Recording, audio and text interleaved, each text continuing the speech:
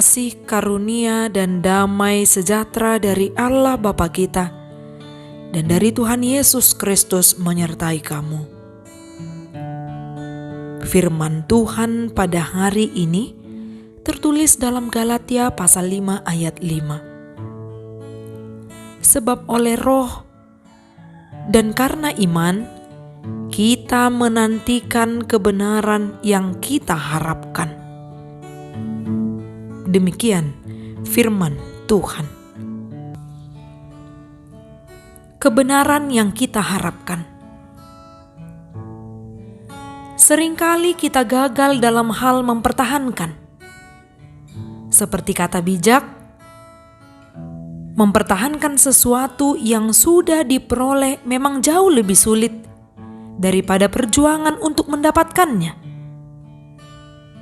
Itulah yang terjadi dalam kehidupan orang Kristen di Galatia.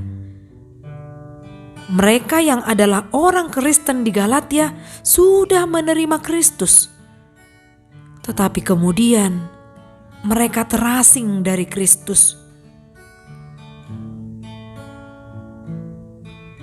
Mereka yang sudah menerima Injil justru berbalik dari Injil itu. Mereka yang sudah beroleh kasih karunia, tetapi hidup di luar kasih karunia. Mereka yang sudah menerima anugerah keselamatan, tetapi membiarkan dirinya disesatkan.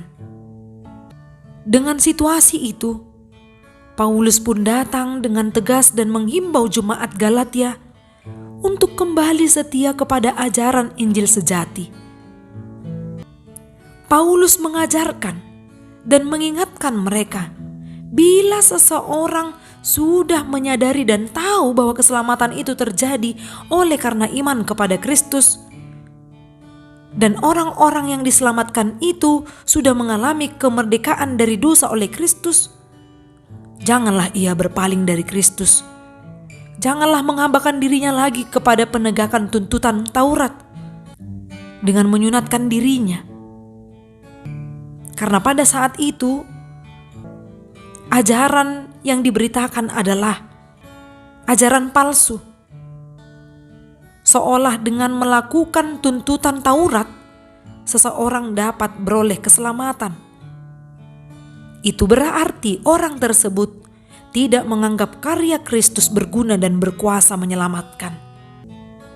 Di saat kita percaya dengan iman, maka kebenaran akan Injil itu harus benar-benar ditetapkan dan diyakini.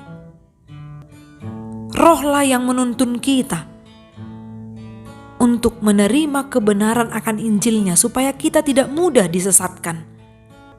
Dan himbauan Paulus juga agar jemaat yang ada di Galatia menolak Injil palsu yang mau memperhamba mereka kepada Taurat.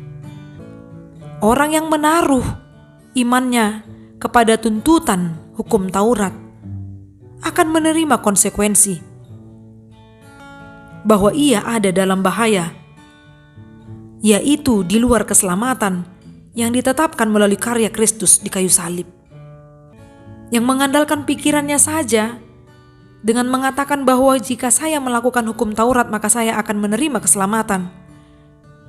Orang-orang itulah yang mata imannya sudah tidak berfungsi untuk melihat kebenaran yang sesungguhnya. Orang-orang itu jugalah yang tidak hidup dalam roh, tidak beriman, dan mereka itu yang tidak memiliki pengharapan. Sebab dasar kebenaran yang diperolehnya belum diletakkan kepada iman yang benar, yaitu Kristus Yesus.